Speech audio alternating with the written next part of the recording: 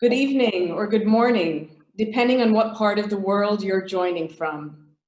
Welcome to the Tel Aviv University Board of Governors and Dan David Prize webinar, celebrating the Dan David Prize laureates, Professor Demis Hassabis and Professor Amnon Shashua.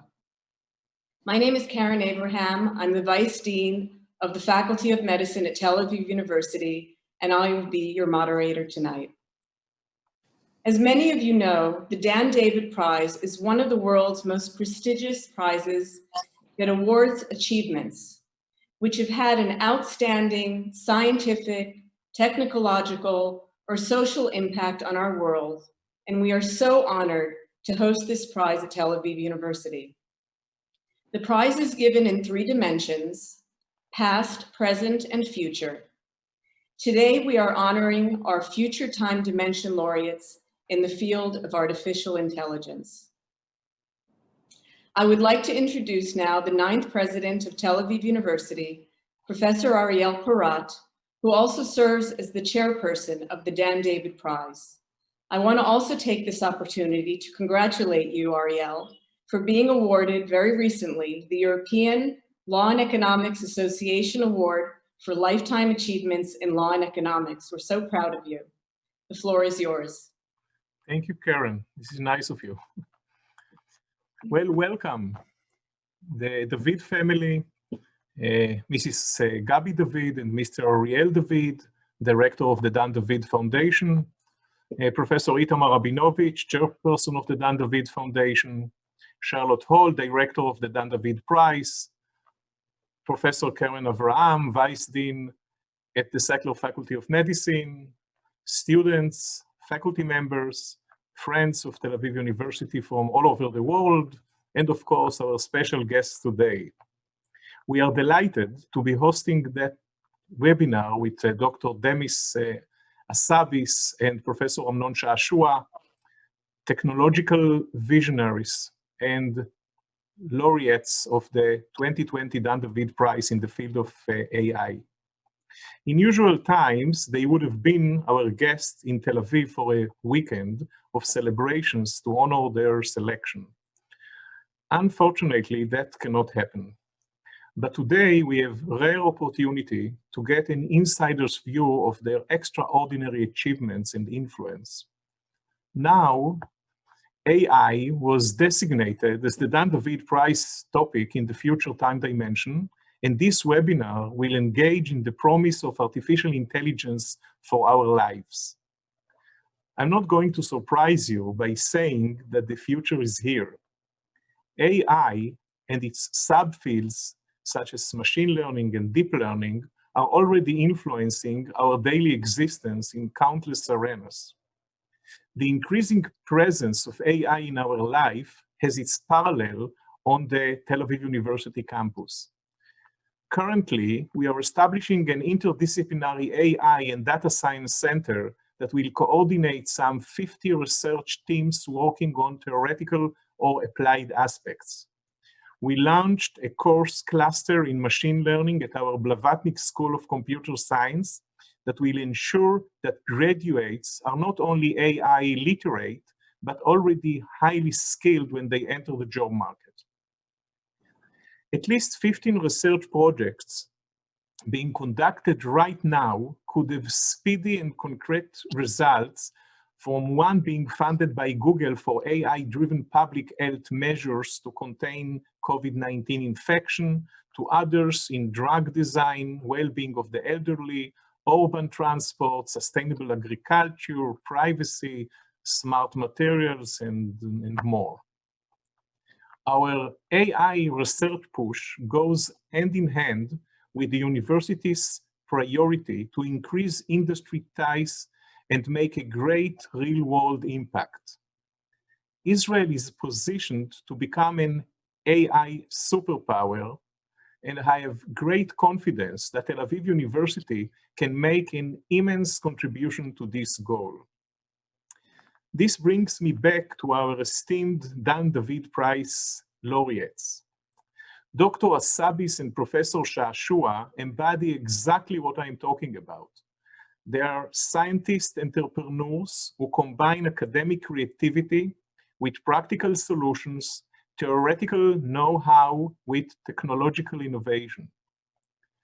Dr. Hassabis has been quoted in the past as stressing the importance of interdisciplinary connections in the creative process, and Professor Shashua, who is a Tau alumnus, has stressed the quality of daring. Both elements characterize the Dan David Prize and its founder, the late Dan David. The prize promotes and celebrates interdisciplinary and daring thinkers, as well as the often surprising connections between our past, present, and future. I congratulate the prize organizers for throwing a spotlight on the exciting, vitally important, and promising field of AI. We'll now ask Ariel David to say a few words. Ariel, please, the floor is yours. Yes, hi, good evening or good morning to you all. Can you hear me? Yes, I hope so. Thank you, first of all, to Professor Porat for your opening remarks. And thank you, Professor Karen Abraham, for moderating this webinar. I also wish to thank the Dan David Prize Office and Tel Aviv University's Public Affairs Division for organizing the event. And I wish to acknowledge also the presence here today of two more special guests, Professor Tommaso Poggio and Professor Amir Globerson, who were respectively the chair and member of the committee for this year's Future Time Dimension Prize, and to whom I express my gratitude for their work in selecting our two outstanding laureates. And now I wish to extend a warm welcome to you, Dr. Demis Hassabis and Professor Amnon Shashua. And I take this opportunity to congratulate you for becoming part of the growing family of Dan David Prize laureates. Of course, I would have preferred to do this in person, and I still hope that we will have the opportunity to host you in Tel Aviv in the not too distant future. Now, Dr. Hassabis and Professor Shashua will be introduced more appropriately, briefly, shortly by Professor Abraham, I imagine. So I just want to add something on a personal note about the founder of the prize, my father, Dan David. I always miss and remember my dad, but I'm particularly sorry he cannot join us today. He was above all a curious man who was interested in many things, and the promise of spectacular technological advancements through the use of artificial intelligence was indeed one of those things. Like Dr. Hassabis, my father was an avid chess player, though out of modesty, I know that he would want me to remind everyone that he played at an amateur level. In any case, he would stay up all late at night playing against the computer or against others on the internet or against me when I humored him.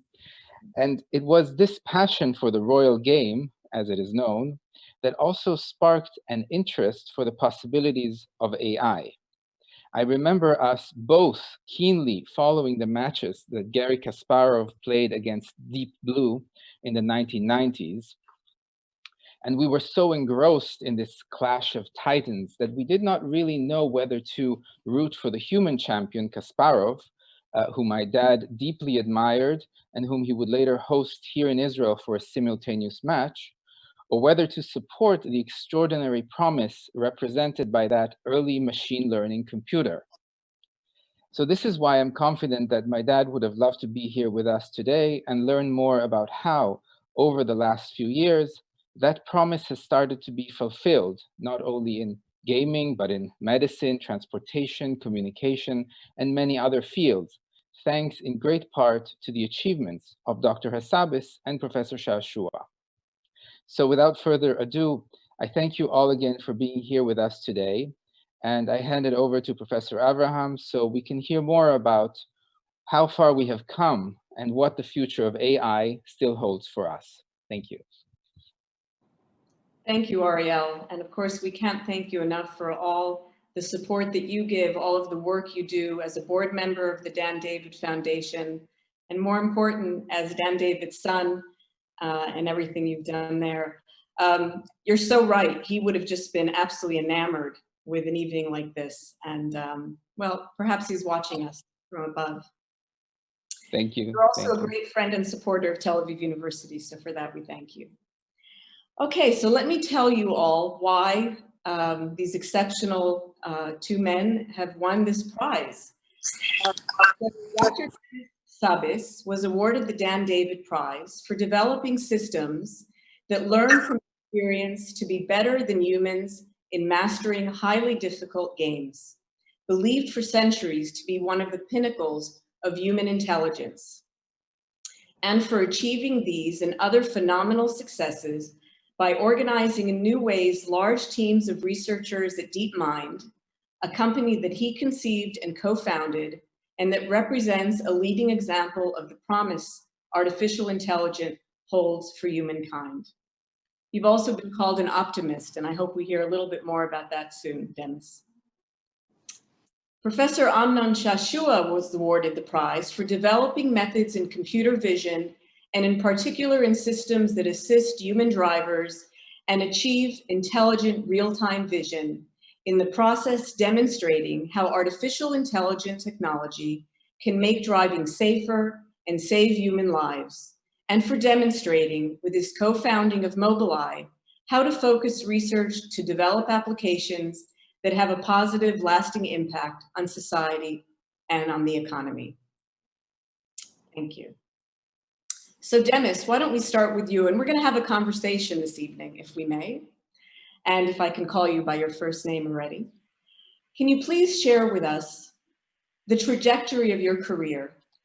There's been phenomenal progress in the field of AI over the last decade or two. And what do you think has been some key moments in this revolution? And if relevant, did you play a role in any of these moments? Let's hear from you for a few minutes.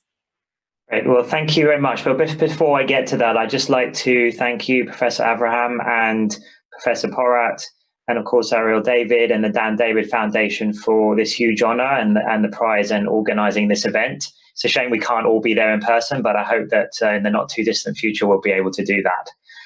So maybe to share my journey, I think what I need to start with is, for me, it started off with games, actually. So as Ariel mentioned, and it was fun to find out Dan David was a chess player and chess fan.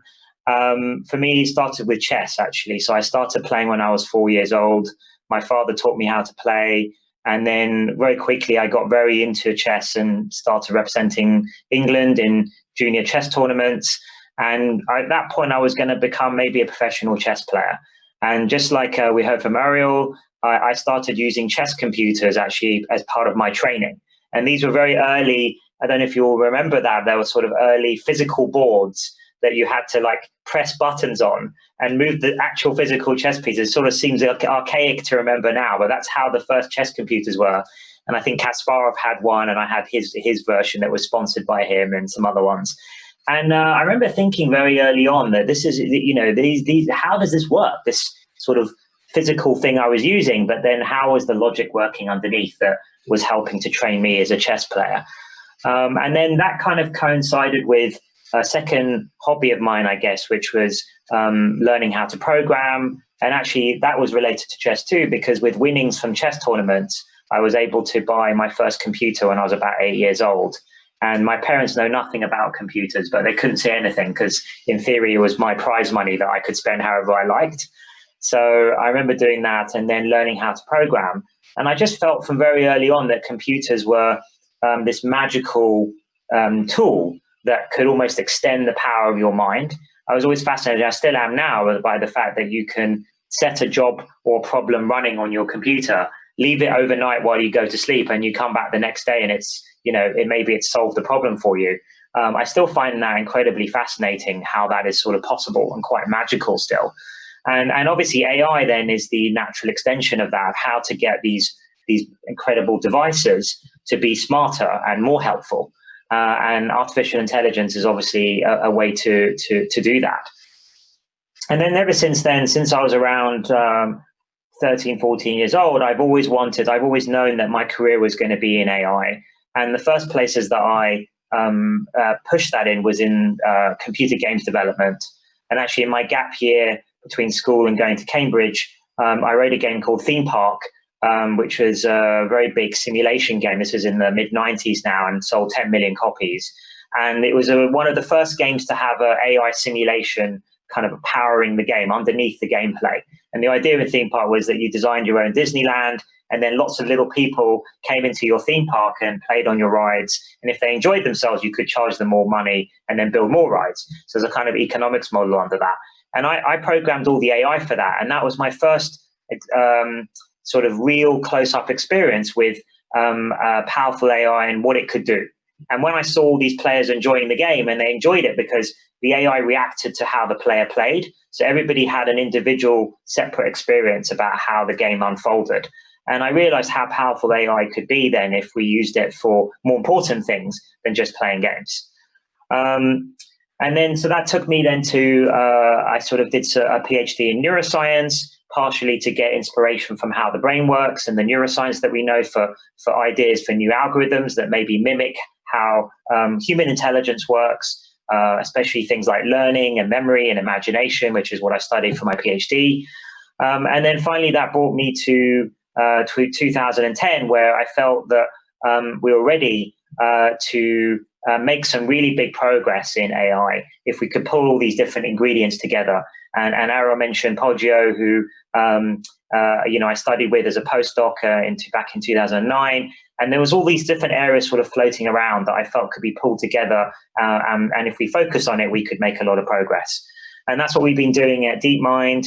We actually started off by using games as a proving ground for the AI. So we built AI programs that cracked the Atari games and then the game of Go, and also redid AIs to play chess, that instead of being programmed with the rules of the game and the logic rules of what's important in a position like Deep Blue was, we actually built systems called AlphaZero, which learned for themselves how to play and learned for themselves what was important about the game. So that's been my personal journey, and on the way, I think the things that revolution AI, I would say it started with Turing, Alan Turing, who's one of my all-time scientific heroes, and he laid the foundation for computer science and computer theory, computational theory, and also, of course, AI with his Turing test thought experiments. And then Ariel mentioned Deep Blue and IBM's Deep Blue match against Kasparov. That was a huge moment, I think, for AI. But also from that match, I actually was cheering for Kasparov.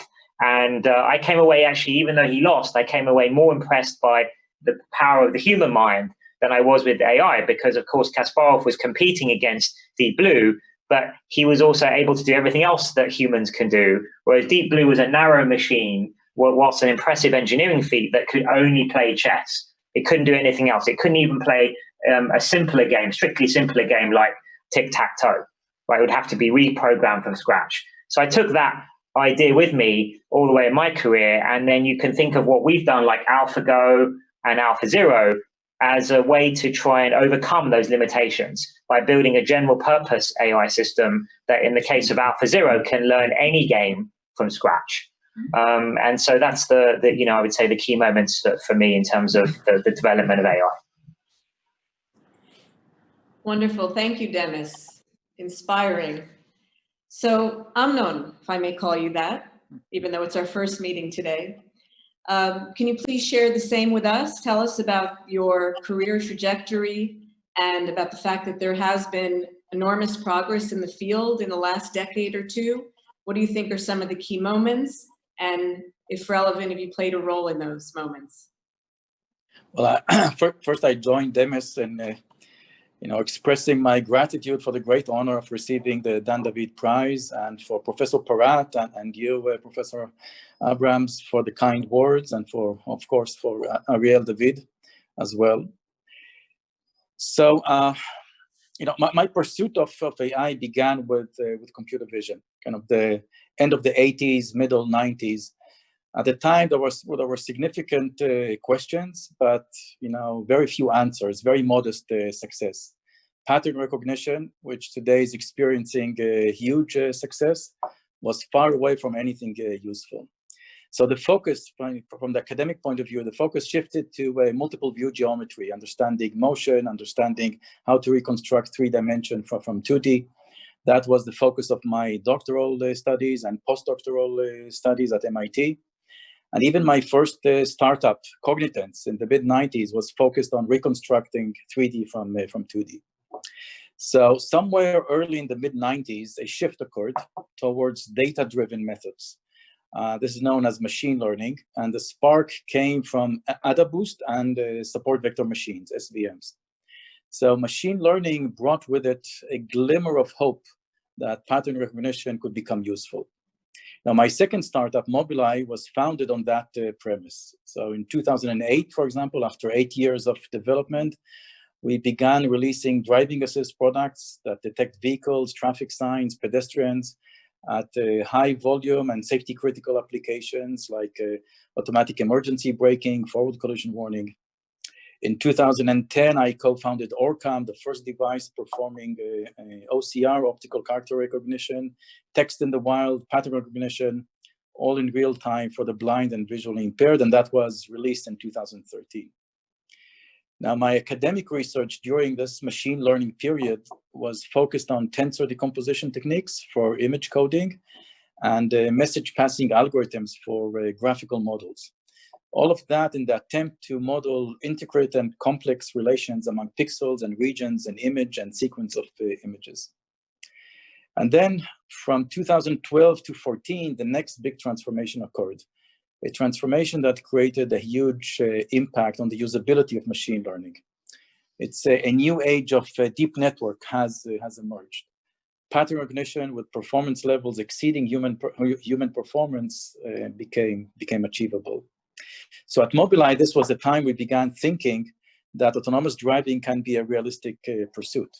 The requirements on perception, interpreting the visual data coming from multiple cameras, 360 degrees around the car. Now, those are tremendous. Kind of the level of details and the very high accuracy demands would have made this an unrealistic pursuit in the pre-deep networks period. So now my academic research also took a sharp turn.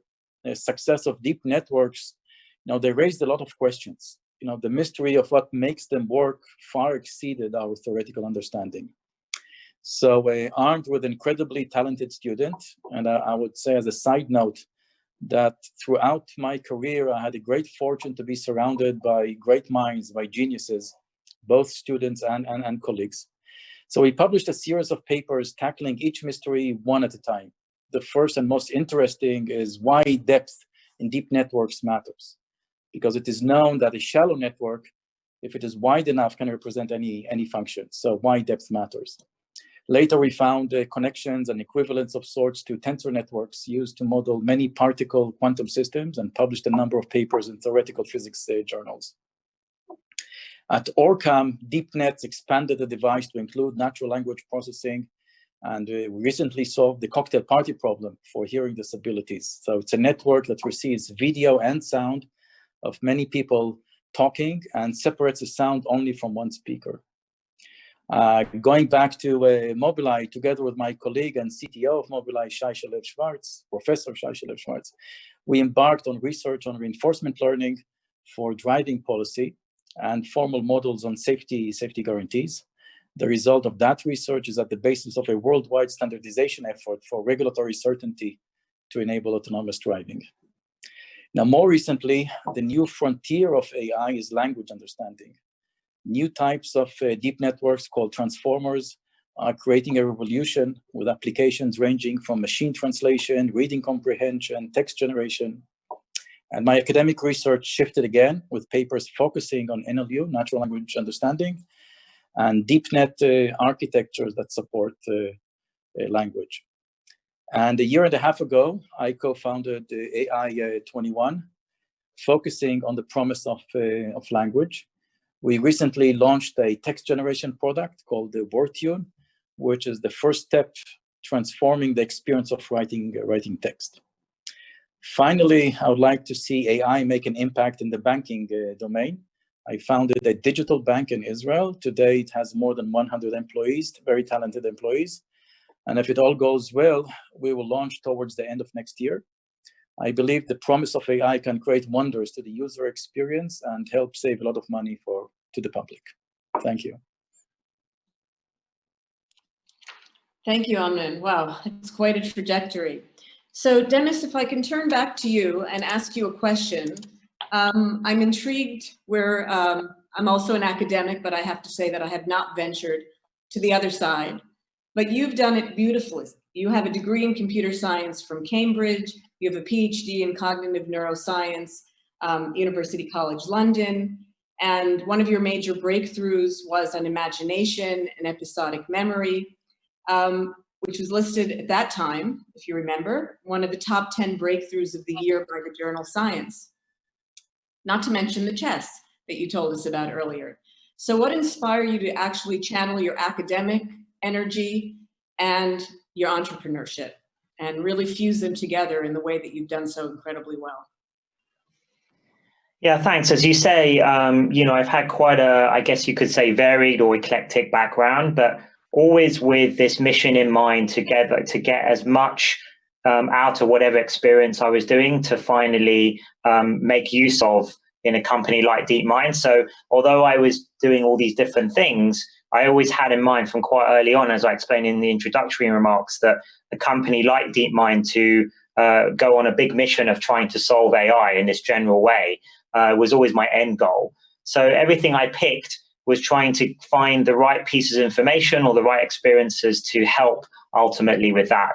And so that's why, even though I went into academia and I did my PhD and a couple of postdocs, it was partially to understand how the brain works, get inspiration from that, but also to understand how research is organized and at the most cutting edge. Right? I was fortunate enough to be at many of the top universities and learn from a lot of the top professors in the world. And but also combine that with what's really good about startups and the energy and focus and pace that they can bring in the best startups. And I've been lucky enough to be part of several of those and also founded a couple of myself, including a games company back in my early 20s. And so I didn't see why those two worlds couldn't be blended together, maybe get the best of both worlds. Because of all of us in academia, sometimes the pace of academia can be a bit frustratingly slow. And I think that if you go to the best startups, they have this incredible energy and pace that allows them to achieve a lot in a short amount of time. So I've been thinking for a long time, I think a lot about not only AI, about culture, so innovative culture, and how best to put together, like at DeepMind, we now have over 1,000 of the world's top scientists and engineers. How do you organize research and innovation at that scale and sort of produce a lot of it almost like a production line, but allowing for the amount of creativity and blue sky thinking that happens at the best academic places. And I think at DeepMind, we've managed to combine those two in a very powerful way. And I think that partially explains why we've been so successful and produced, by any measure, 14, Nature and Science papers in the last 3 years, which is quite a lot for an industrial lab. For anyone, that is tremendous.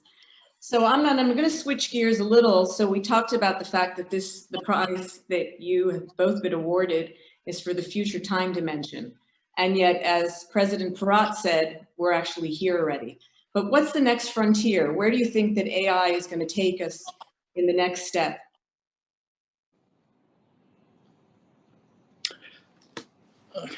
One moment. Can you hear me? Yes, very well. Yeah, okay. So I think there were kind of two game-changing developments in the past few years. One is the AlphaGo Zero of DeepMind, and Demis can tell us more about it. It shows that in a simulated world, you can achieve human performance and above human performance level in decision making. And the second game-changing development that happened is in language understanding. Networks, architectures that are called transformers that have upended all what we know about processing language, and this opens up a new step, because today what we have is called narrow AI. means AI that is very, very good at solving very narrow and well-defined problem, like pattern recognition, like autonomous driving, like targeting ads, and so forth. It's very, very narrow. Now, the really holy grail is strong AI, artificial general AI, but no one knows when that is going to emerge. But a step along the way is language, because in order to understand language, you need to reason. You need to understand about reasoning. You need to understand about time. You need to understand about actions. You need to understand about semantics, about context. It is something much broader than recognizing a pedestrian or a vehicle in an image or a video sequence.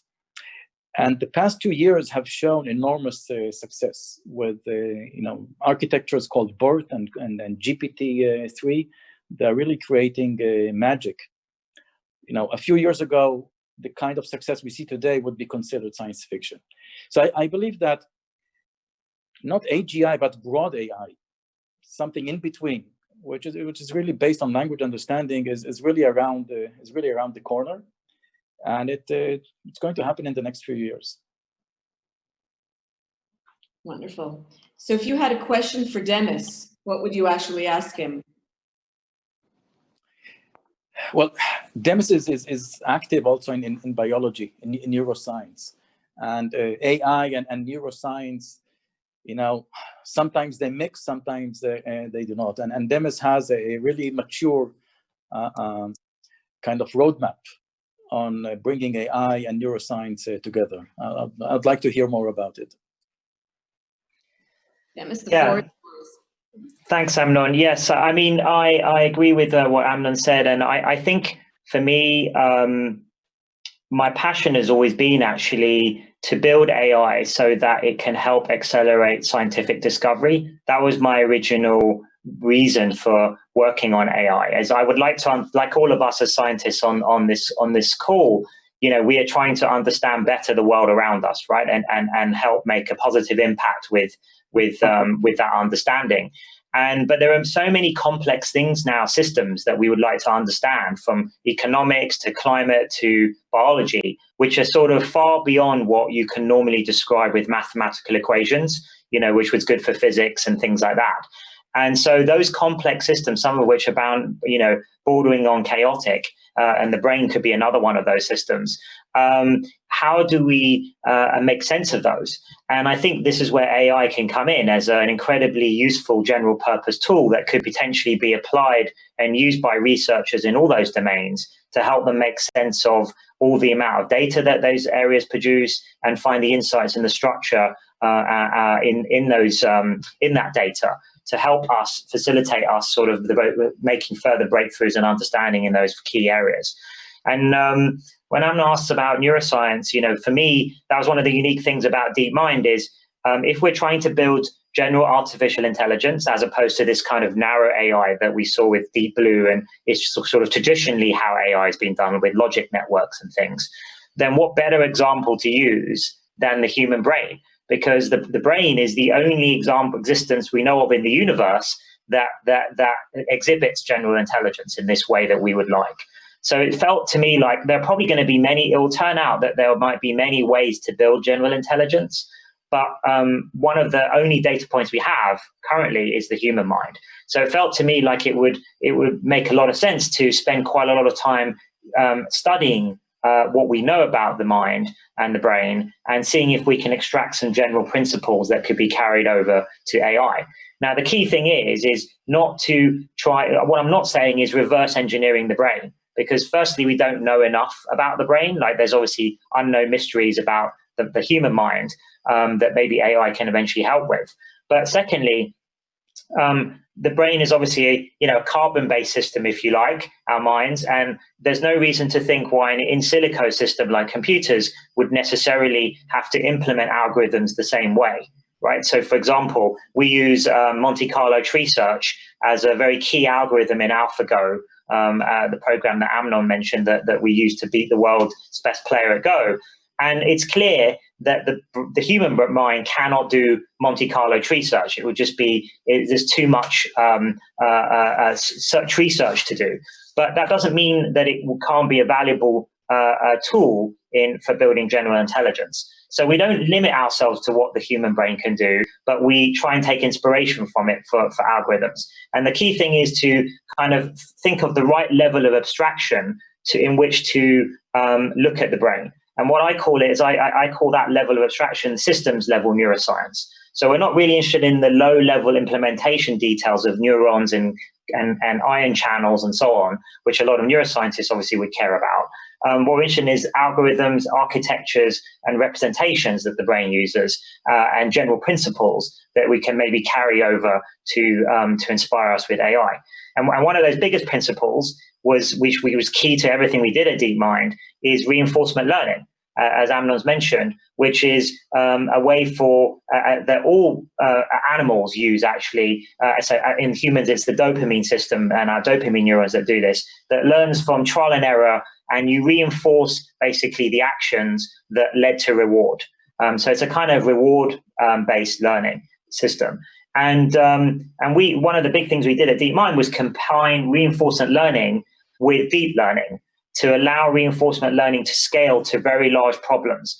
Before DeepMind came along, reinforcement learning was obviously a very well-known field and quite an old field, but it was mostly only used for toy problems. It couldn't scale up to big problems like Go or Atari games, learning from pixels, or indeed driving cars. And that's where the deep learning part came in, these deep neural nets, to allow to sort of process the world around you, to build models of that world, which reinforcement learning can then learn to optimize.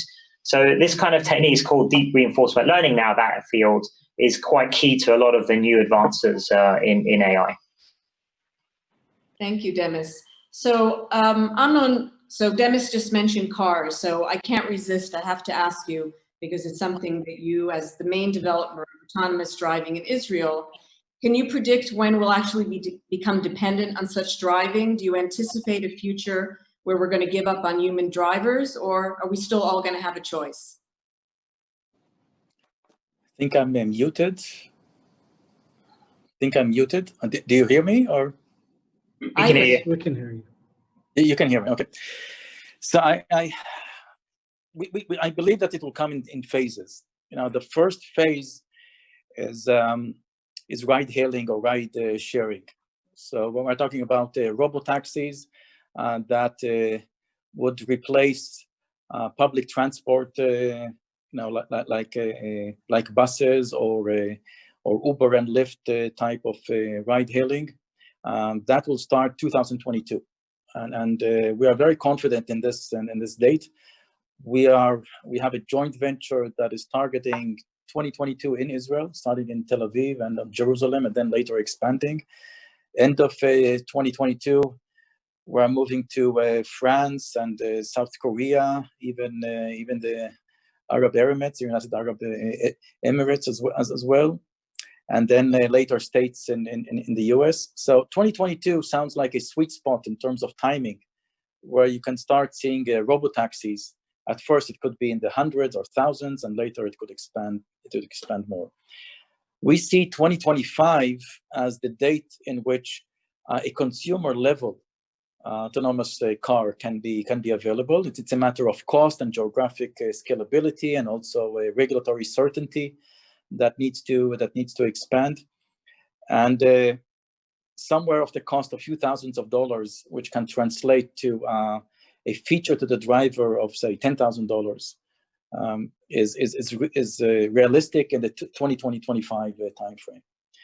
So I believe that in 2030, your question is becoming relevant. So in 2030, maybe you don't need to take a driving lessons and have a driving license. Okay, it's not that far away. So that really leads me into my next question. So AI has many promises, but there's also potentially dangers. And there are a lot of acceleration in the development of AI, but are we putting society at risk? For example, are we going to lose jobs? Where are all those drivers going to go? Well, you know, there's a field in AI called AI alignment. So it is about a reinforcement learning agent that is optimizing a utility function by interacting with the world and reaching a solution, an edge in the solution space that is unanticipated by the human designer and is also against human interests. It's kind of a philosophical area in AI for the past about 2 decades. Very few people know about it, but it is kind of realistic. So take, for example, let's assume that I develop a chatbot, a kind of sophisticated chatbot, good enough to deploy it, in the real world. And then once it is deployed in the real world, it continues to improve and continues to improve by optimizing some utility function. And let's say that utility function is make people happy. Now, can't be better than that, right? No, it's not make me more money, make people happy. So now the AI solving this utility function, optimizing this utility function, at some point could notice that if you lower people's IQ, they're likely to be more happy, right? Less worries and so forth. So clearly this is something that was not anticipated by the human designer, and it's against the human interest.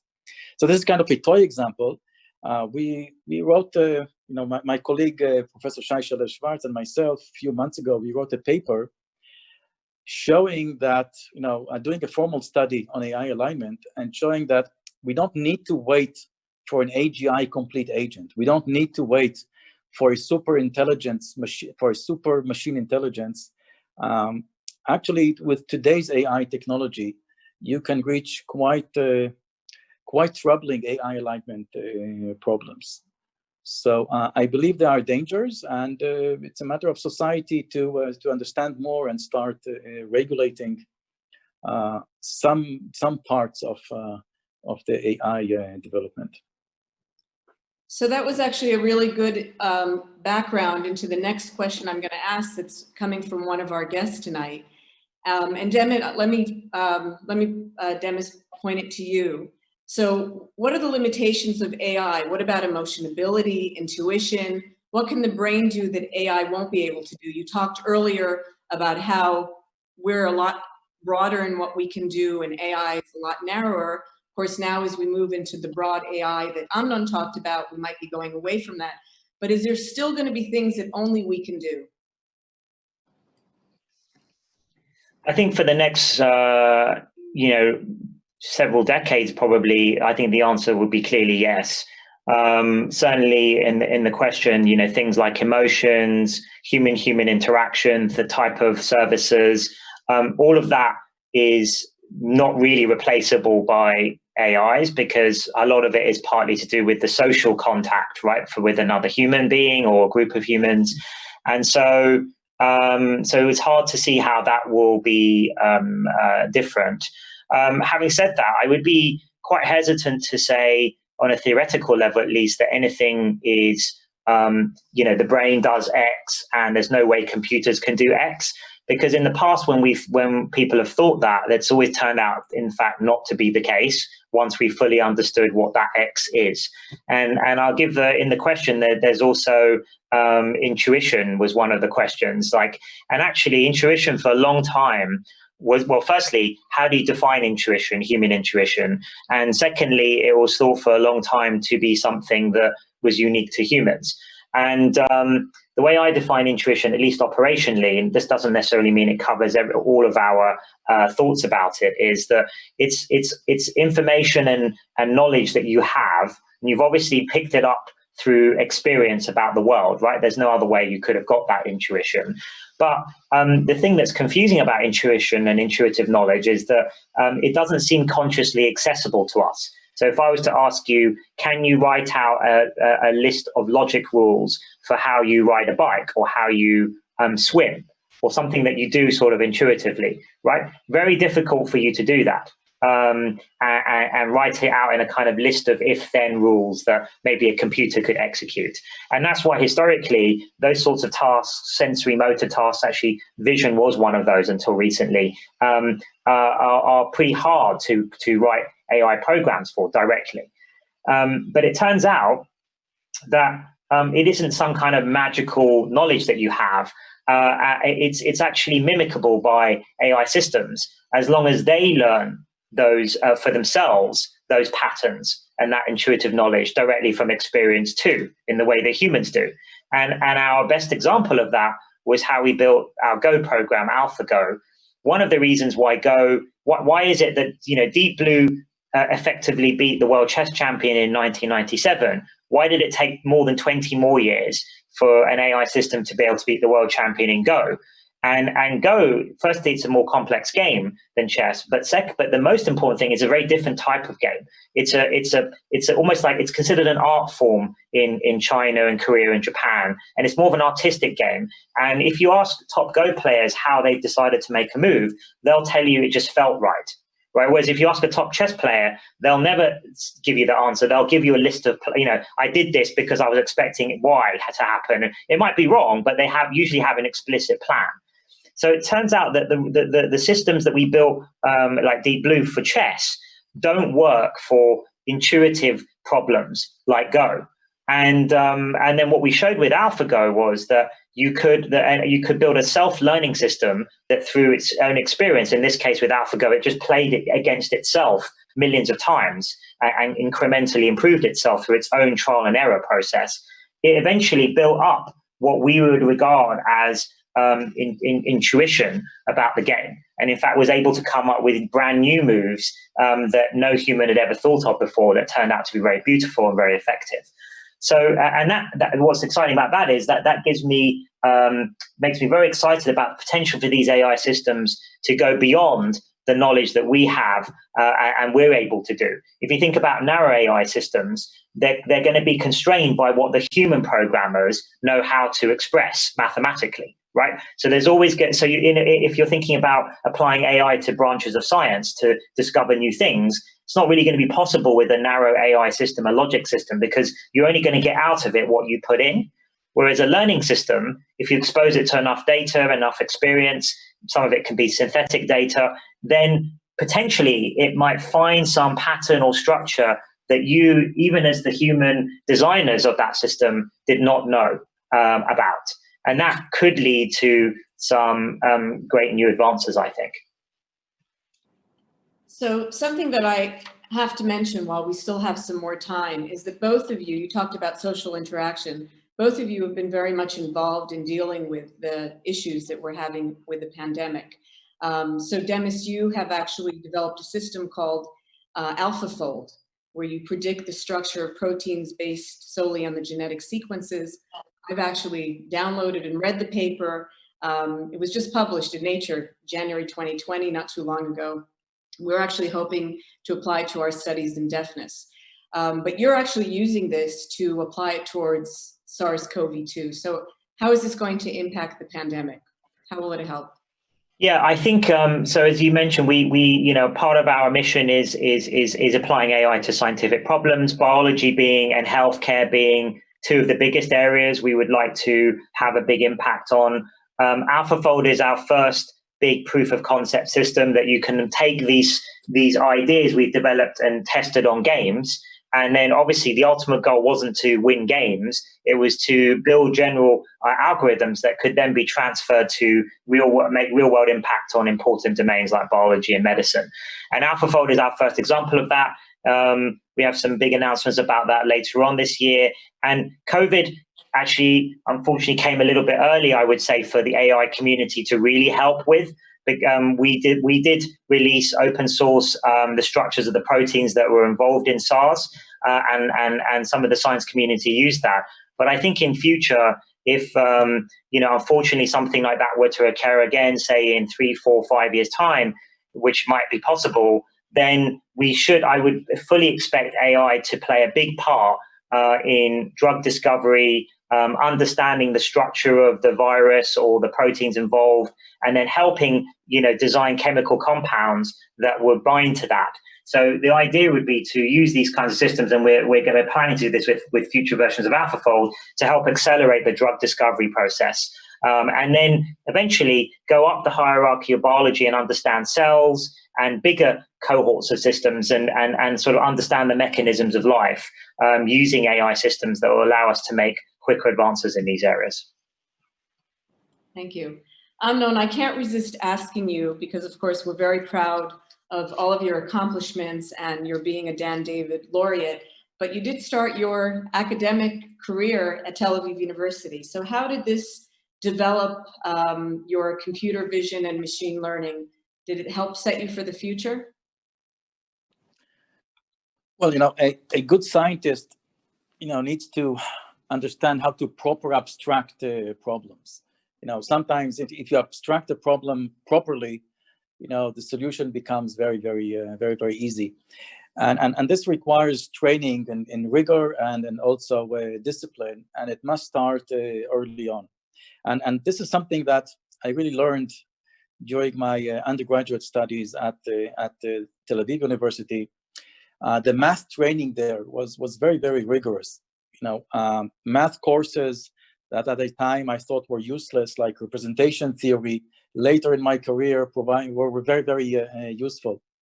So in hindsight, lots of fundamental training that I went through my undergraduate studies were very, very useful throughout my career. Well, that's really is fantastic to hear, because you went on to the Weizmann Institute, to MIT, you did a PhD in brain and cognitive science, you did a postdoc at MIT, you've published many hundreds of scientific papers, you're now a professor at Hebrew University. So I'd say that we gave you a good background. So let me ask you now, one of the issues, and perhaps in our closing remarks I can hear from both of you, we all have concerns about the future. You're both working in health, you're working in technology, you're developing lots of programs and different elements that are, I think, going to really make an impact.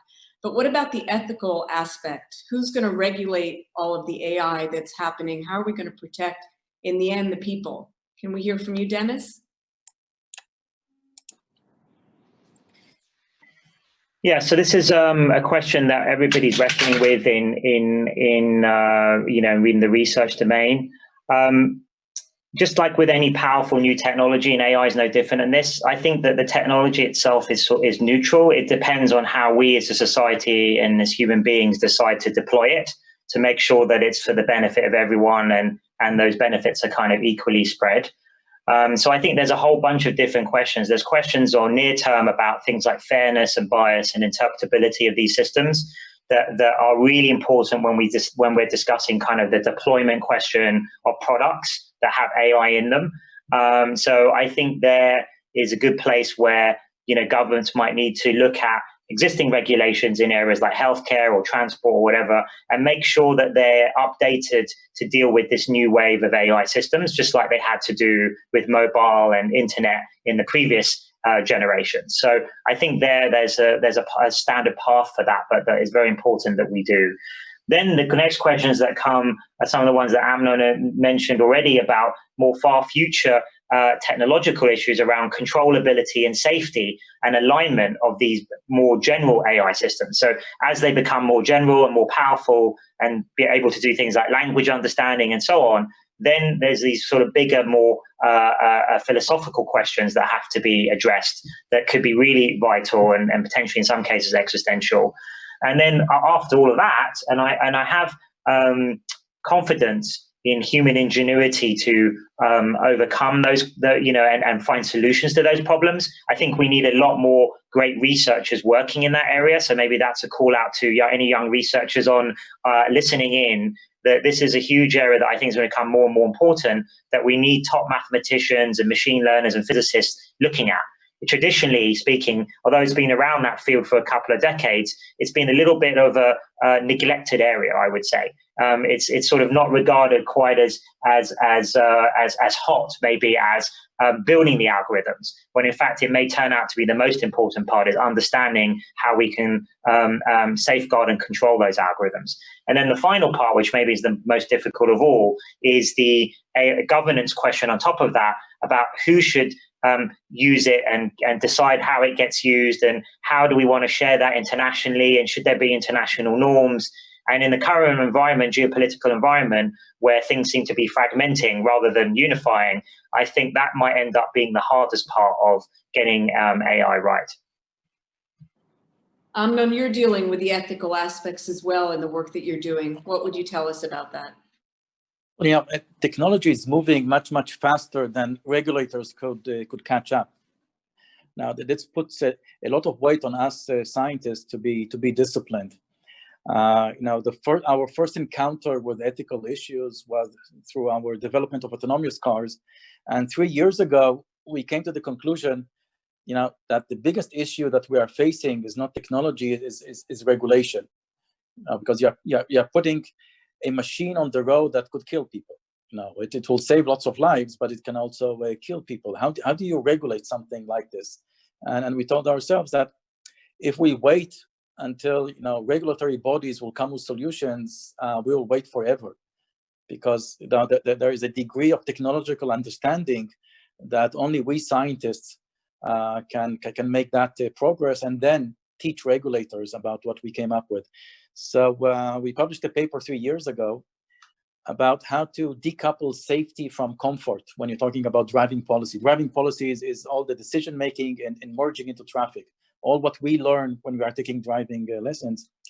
And we came up with a formal model of what it means to guarantee that you'll never cause an accident. How do you go theoretically guarantee that under a certain context, under certain rules, under a certain environment, you'll never cause an accident? And we published that paper. It was a huge amount of work. And today it is really the basis for a worldwide effort of standardization of autonomous driving regulatory push. For example, there's an IEEE work group with the 27 industry actors, all the actors actors in autonomous driving, that are all working to standardize the basis of that model that we put out in our publication. So this is just an example of an ethical issue of a danger that AI can bring, in this case, an autonomous car, and how do we deal with it as scientists, and then work with regulatory bodies in order to reach a common ground and move forward. And as Demis mentioned, now the bigger dangers is when we're talking about general systems. Not a narrow AI like an autonomous car, but something that is general, that can understand language, can reason, can manipulate. Manipulation through AI. We saw that with the Cambridge Analytica back in 2016 election. So there are lots of dangers in that respect that society and scientists need to tackle. Well, you have taught us so much in just this hour, and unfortunately our time is up. So I just want to thank you. No words really to describe how amazing the work that you do is. I want to thank both of you for giving us your very precious time. Amnon, I know you're in Israel, and Demis, you're in the UK. I want you to keep safe, and I hope that we will get the opportunity to invite you both to celebrate with us. I want to thank again Mr. Ariel David for all your support, President Porat for all you do so that the Dan David Prize can be around to provide our laureates with the acknowledgement and everything that you deserve. I want to thank all of you, our audience, for joining us this evening, this morning, wherever you are, and keep safe, everyone. Wonderful to spend the last hour with all of you. Thank you. Thank you. Good night. Good night.